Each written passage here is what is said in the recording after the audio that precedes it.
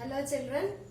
So today we are going to start with the second part of surface chemistry.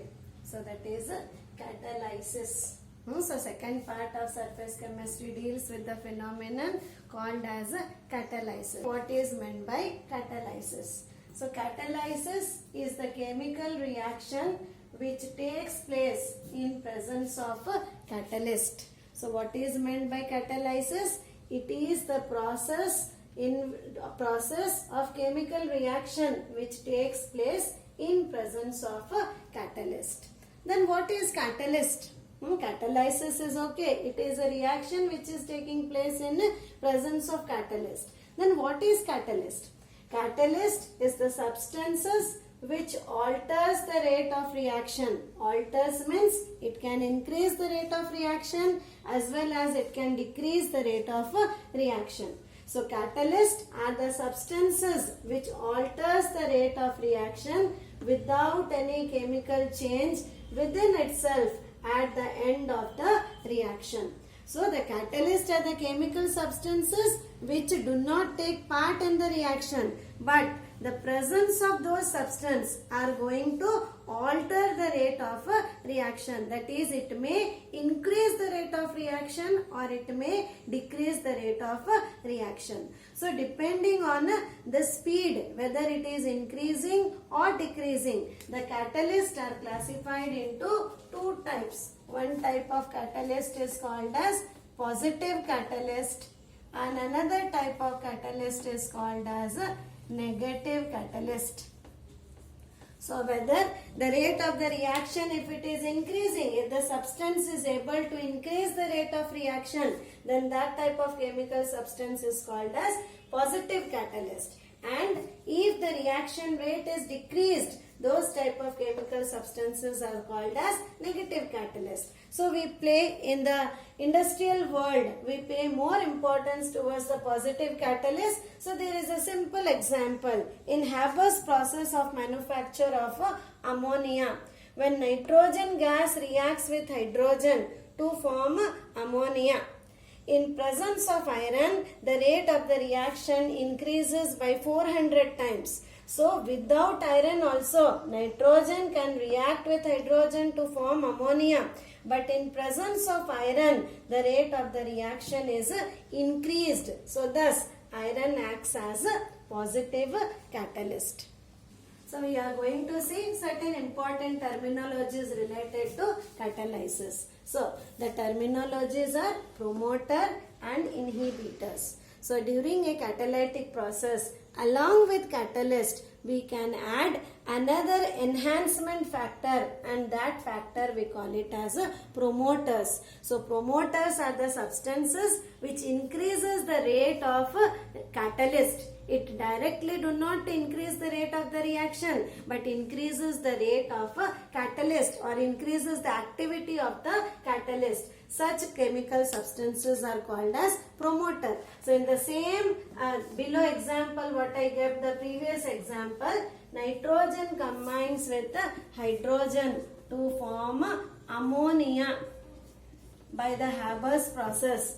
Iron is acting as a catalyst. But if I add a little amount of molybdenum, molybdenum is going to increase the activity of iron and overall the rate of the reaction will be more increased. So iron can increase. At the same time, activity of iron is increased by molybdenum. So molybdenum is called as a promoter, whereas iron is called as a catalyst. Okay. Now the next factor is inhibitors. So or poisons. These are also called as catalytic poison. So these are the chemical substances which destroy the activity of catalyst. These destroy the activity of a catalyst. So these are the chemical substances which destroy the activity of catalyst. So some of the arsenic compounds. Arsenic compounds. acts as inhibitors. Almost most of the arsenic compounds acts as inhibitor in the catalytic process. So to understand this catalysis and what is catalyst, what is promoter, what is inhibitor, I'll explain with a very simple day-to-day life example. So consider yourself in the school days. So you are taking part in March past. Suppose you are taking part in March past. So you all are the reacting species. The participants which are doing the match past, they are the reaction. That is the reaction, and you all are the reacting species. When a teacher comes in front of you, your hand movement will become very straight. Teacher is not taking part in match past, but presence of teacher making the match past proper or the reaction proper. So teacher is acting as a promoter, this catalyst. Teacher is acting as a catalyst.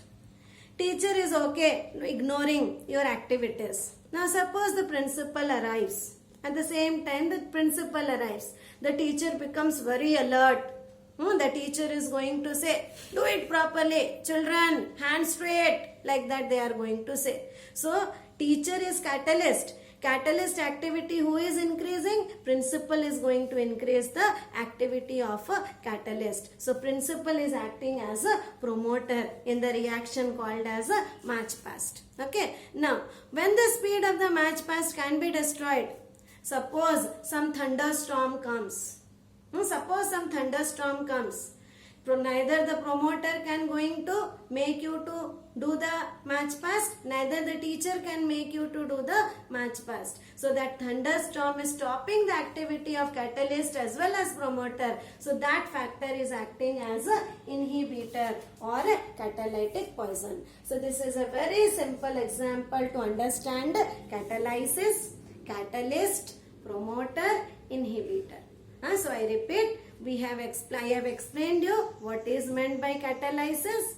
What is catalyst? Catalysts are of two types, positive catalyst and negative catalyst. Then promoters are the substances which increases the activity of catalyst, and inhibitors are the substances which destroy the activity of a catalyst. Yes, so today we are going to conclude today's class by discussing the types of catalysis. So what is catalysis? The process or the chemical reaction which takes place in presence of. So today I am going to conclude the class by explaining you the types of catalysis. So already I have discussed about what is catalysis. So the catalytic reaction can be classified into three types: heterogeneous, homogeneous and biocatalysis. So as the word means hetero means different, genus means phases. So when the catalyst and the reactant physical state is different, I repeat, when the physical state of reactant and catalyst is different, then those type of catalytic reaction is called as heterogeneous catalytic reaction or heterogeneous catalysis. So you can see when nitrogen gas combines with hydrogen gas to produce ammonia gas, the catalyst is iron, which is solid. So nitrogen and hydrogen is gas, but the catalyst is solid. The physical state of the reactant and the catalyst is different. Then we call it as heterogeneous catalysis. Then the second type of catalysis is homogeneous catalysis. So in this, the physical state of the reactant and catalyst is same. So I repeat again, the type of catalytic reaction where the physical state of the reactant and the catalyst is same. So the explanation is with example. When sulfur dioxide gas combines with oxygen to produce sulfur trioxide gas in presence of nitrogen monoxide gas. So you can see sulfur dioxide is also in gaseous state, oxygen is also in gaseous state, and catalyst is also in gaseous state. So the state of the reactant and the catalyst is same. So that type of catalytic reaction is called as homogeneous catalysis or homogeneous catalytic reaction. Then the third type of catalytic reaction is biocatalysis. So bio means life. As you all know, bio means life. So the catalytic reaction which is taking place within the life. The catalytic reaction which is taking place within our life, in plants, in microbes, in other animals, those type of catalytic reactions are called as biocatalysis. So a very simple example of biocatalysis, when maltose converts into 2 units of glucose in presence of maltase inside the body, and that type of reaction is called as biocatalysis. So the enzymes are called as